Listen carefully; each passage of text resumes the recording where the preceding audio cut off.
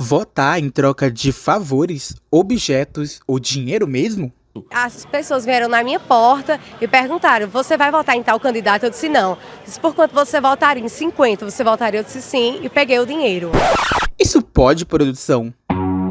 Isso é muito grave, porque envolve mais do que a troca do voto em si. Para chegar a esse ponto, muita gente acaba sendo intimidada, assediada para votar em candidatura X ou Y. Imagina isso no ambiente do trabalho, quando quem te emprega acaba insinuando ou até mesmo obrigando na cara dura que você vote em quem ele apoia. Isso é assédio eleitoral e é crime, viu? Bora falar sobre isso? Bora cidadaniar? 3, 2, 1, REC! Olá, eu sou Joshua Lacerda e você está no podcast 321 REC, experimento em rádio, educação e cidadania da Universidade Federal de Rondônia. E na edição da semana você vai ouvir as vozes de quem já está se preparando desde já, para defender todo mundo que se meter em situações de assédio eleitoral em Rondônia. Eu estou falando da iniciativa do Conselho Nacional do Ministério Público, que aqui em Rondônia juntou as forças do Ministério Público do Trabalho, Ministério Público Estadual, Ministério Público Federal e Tribunal Regional Eleitoral. E o tema do ano é Assédio Eleitoral. Proteja sua liberdade de escolha. E não dá pra brincar de democracia não, viu? Escuta só os números sobre o tema. Segundo o relatório do Ministério Público do Trabalho, nas eleições de 2022, houve um expressivo aumento nas denúncias de assédio eleitoral. Até o fim de outubro foram registradas mais de 2.300 denúncias contra 1.800 empresas em todo o país. É muita coisa. Agora imagine as denúncias que não são registradas. Ai, eu tenho medo do meu patrão. Já pensou se ele descobre? Mas como é que eu vou saber o que é assédio eleitoral, hein? Pois então, bora entender melhor como funciona isso? Bora por partes. Segundo a Lei 9.504 de 1997, a compra de votos acontece quando existe doação, oferecimento, promessa, entrega de algo pelo candidato ou candidata ao eleitor ou eleitora, com o objetivo de obter o seu voto. Isso aí é caracterizado como uma vantagem pessoal à candidatura e, se denunciado e comprovado, pode render a cassação do registro ou do diploma do candidato e a aplicação de multa. Pelo Código Eleitoral, como descrito no artigo 229, isso é crime e prevê pena de até 4 anos de reclusão ao candidato ou à candidata. Já o assédio eleitoral no ambiente de trabalho é quando empregadores coagem, ameaçam, prometem benefícios para que seus funcionários votem ou deixem de votar em determinadas pessoas. Isso sem contar em casos de retenção de documento dos empregados para que eles não possam comparecer para votar, ou até mesmo usar de violência nessas coações. Tudo isso é crime, conforme prevê o artigo 301 do Código Eleitoral. Bora entender melhor em que cada instituição pode ajudar em casos de assédio eleitoral nas eleições de 2024? Começamos com a explicação do Procurador da República, atual Procurador Regional Eleitoral em Rondônia, Leonardo Trevisani Carbelon. O Ministério Público Federal, nas eleições, tem uma atuação na área eleitoral no Tribunal Regional Eleitoral, na segunda instância. Essas são eleições municipais em que atuam originariamente os promotores de justiça que trabalham na primeira instância. A Procuradoria pode ser acionada para receber essas denúncias e ela também tem a importante função de coordenar as eleições no Estado, né? As eleições são perante a Justiça Eleitoral, que é um órgão federal, e cabe ao Ministério Público Federal fazer a coordenação dessas eleições. Então, a Procuradoria pode ser procurada para receber denúncias, né, fazer encaminhamentos e também para tomar ações preventivas e também reprimir as condutas ilícitas. Para Lucas Barbosa Brum, vice-procurador-chefe do Ministério Público do Trabalho, MPT Rondônia e Acre, combater o assédio nas eleições vai além da liberdade do voto. A gente quer promover uma cultura de paz, e paz se promove em qualquer aspecto. E um movimento que não é tão recente, mas tomou uma potencialidade maior, foi a questão da violência política. Então, quando eu estou falando de assédio eleitoral, de combater o assédio eleitoral, eu estou falando de combater a violência e promover a paz. Porque a gente não quer que isso aconteça na sociedade. A gente não quer que pessoas sejam humilhadas, constrangidas, ameaçadas pelo seu simples viés político. E quando isso é num ambiente de trabalho, isso se torna muito mais grave. Então, falar de assédio eleitoral é promover cultura de paz, é dizer que o direito político é um direito fundamental de todo cidadão, e a sua convicção política não vai ser influência para você perder o emprego, para você ser maltratado no seu emprego, para você ser obrigado a fazer coisas que não estão vinculadas às suas funções do seu emprego, do seu cargo, do seu serviço, e que a gente tenha cada vez mais eleições livres, justas, e que a gente tenha uma liberdade de escolha realmente respeitada.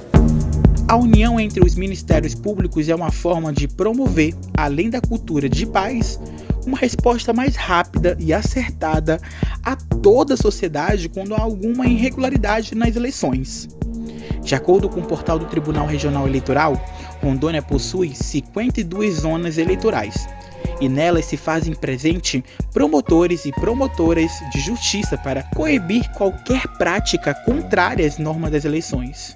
Quem fala um pouco mais sobre isso é o coordenador eleitoral do Ministério Público de Rondônia, Glauco Maldonado Martins. Esse é o primeiro grau que nós chamamos, é onde estão presentes os promotores de justiça que, no âmbito das eleições municipais, tomando conhecimento de um ilícito eleitoral, e o assédio eleitoral, que é o tema de hoje, é uma forma de ilícito eleitoral, ele deve atuar investigando, apurando, se for o caso, responsabilizando no âmbito da justiça eleitoral, no primeiro grau, o cometimento de um assédio eleitoral, que tem uma característica de ilícito penal, é um crime eleitoral, mas dependendo do caso e da gravidade, pode também ser um ilícito civil eleitoral, ou seja, é um ilícito que justifica uma ação cassatória de um eventual candidato que tenha se conquistado nas urnas, mas de modo ilegítimo, né, uma vitória.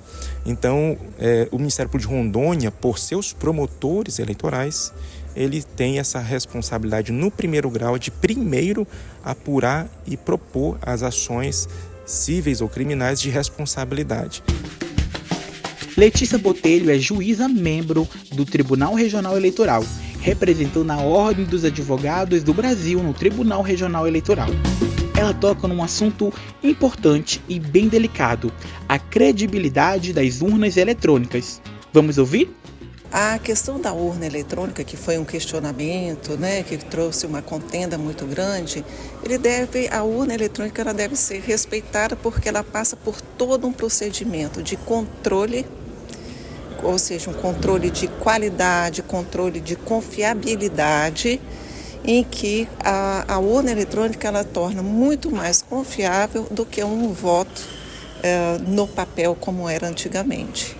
Então, hoje nós vivemos a tecnologia, tudo é utilizar a tecnologia. Então, nós não podemos fugir da tendência e do que já está implementado no mundo. E o Brasil tem essa prerrogativa de ter lançado as urnas eletrônicas e ele foi, ao longo do tempo, aprimorando a qualidade e a confiabilidade dessas urnas. Então fica o recado para você. Reforçamos aqui o tema da campanha do ano. Assédio eleitoral, proteja sua liberdade de escolha. Ouviu bem? A sua liberdade de escolha e não do patrão. Os cidadãos e cidadãs devem ter a consciência de que o voto é um importantíssimo instrumento de exercício da cidadania, que ele deve ser tomado de forma livre, consciente, sem pressões e sem constrangimentos. Então nós devemos analisar os candidatos, fazer estudos sobre o perfil de cada candidato para exercer com clareza, consciência o seu voto. Participar do jogo político é fundamental para a cidadania. Participe, expresse sua opinião, mas tire qualquer tipo de violência. Não tente obrigar, humilhar, fazer uma conduta vejatória com quem pensa diferente por você. Isso não é política, isso é violência. Se o cidadão, de um modo geral, tiver conhecimento de um assédio eleitoral, é muito importante procurar denunciar esse fato pelas ouvidorias dos Ministérios Públicos do Trabalho, Ministério Público Federal, Ministério Público de Rondônia. Pela internet mesmo, existe nos sites oficiais, né, esse canal de comunicação com essas instituições, para que nós possamos, enquanto órgãos institucionais, realizar o nosso trabalho de proteger a liberdade do voto do cidadão, que eventualmente é vítima desse tipo de comportamento gravoso. O primeiro turno das eleições 2024 acontecerá nos dias 6 de outubro, com a escolha de candidaturas para prefeito ou prefeita, vereador ou vereadora, com voto secreto em urna eletrônica. Para mais informações sobre a campanha Assédio Eleitoral e possíveis denúncias, acesse os sites prt14.mpt.mp.br e clique no banner de denúncias mpf.mp.br/mpf serviços sem cedilha trt-ro.juiz.br. O 321 REC fica por aqui. Continue nos acompanhando no perfil @rec.uni, no canal 321 REC do Spotify e REC Uni no YouTube. Semana que vem tem mais. Eu sou Joshua Lacerda e te convido a caminhar conosco. E aí, bora cidadania? 3, 2, 1, REC.